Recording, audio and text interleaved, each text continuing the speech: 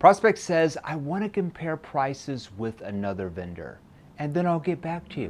What do you do at that point? The first thing that we have to do is we have to once again disarm the prospect to get them to lower their guard, to let their guard down instead of throwing out some rebuttal, which is more than likely going to trigger more sales resistance, and then hope and pray that whatever we say next is magically going to cause them to want to buy from us. That is not a winning strategy if you want to make hundreds of thousands of dollars a year, if not more, as a sales professional in our day and age, all right, the information age we live in. So typically you're going to get this objection after your presentation and or maybe going through a proposal. So let's take a look about what we're going to do here. First of all, go down to the bottom of this video, hit the subscribe button. That's probably important for you. Hit the subscribe button, and to the right of that, or maybe the left, I don't know, somewhere in there, there's like a little bell. That's your notifications button.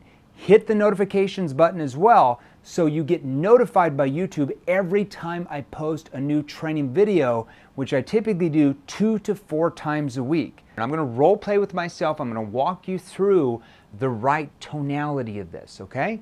All right. Prospect says, hey, this sounds good. We just kind of want to compare prices with other vendors, all right? We've got some other companies coming in next week. We want to compare prices with them. Let's say they say that. We've got some other companies coming in next week. Tomorrow, we want to compare prices with them as well. Here's the word you say here. Let me circle this for you, okay? Yeah, that's not a problem. So you downplay it. Yeah, that's not a problem. You just agree. You don't try to fight back. But we went over everything today. You have a problem. We have the solution. Like, I don't understand. Like, stop fighting with people. You're just digging yourself a freaking hole. That's not a problem. What are you hoping these other companies will tell you?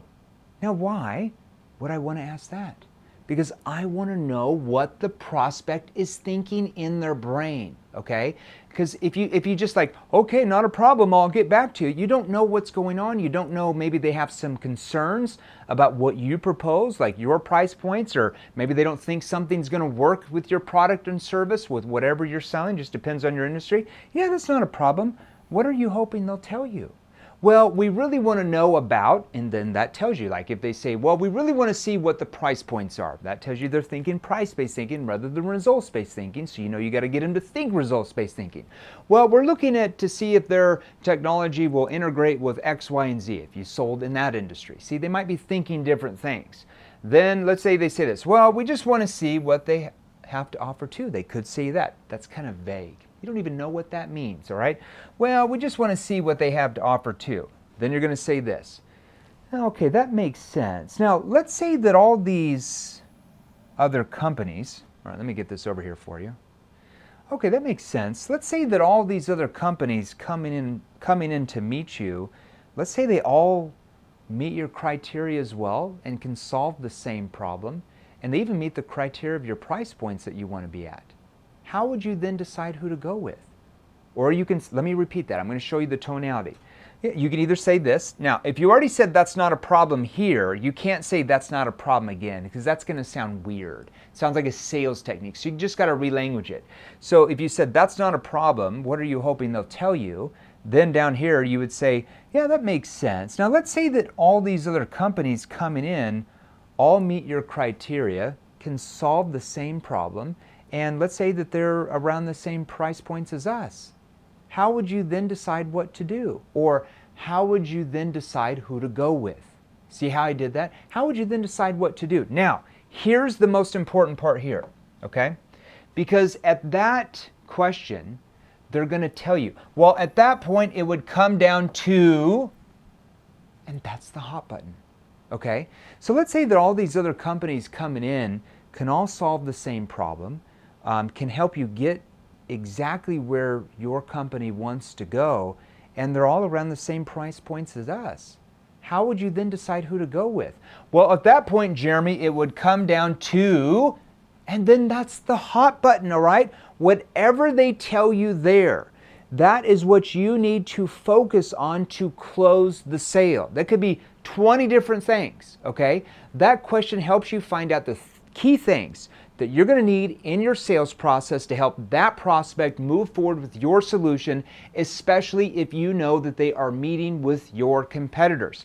I can pretty much guarantee you that the other salespeople from your competition trying to win that same account would have no idea how to ask just those 2 questions that you know how to ask that will push the prospect over to your advantage. So next time, I want you to do that. Follow this right here. Well, what are you hoping they'll tell you? Yeah, that's not a problem. What are you hoping that they'll say to you? Well, we're hoping that they would say to us, or this or that. Oh, okay, that makes sense. So let's say that these companies coming in next week, let's say that they can all solve the same problems. They can all get you guys to the same place you're wanting to go, and let's say their price points are around the same as ours. How would you then decide who to go with, John? Well, at that point, it would come down to blank, and that's where you're going to focus your time. Hope that helped you today.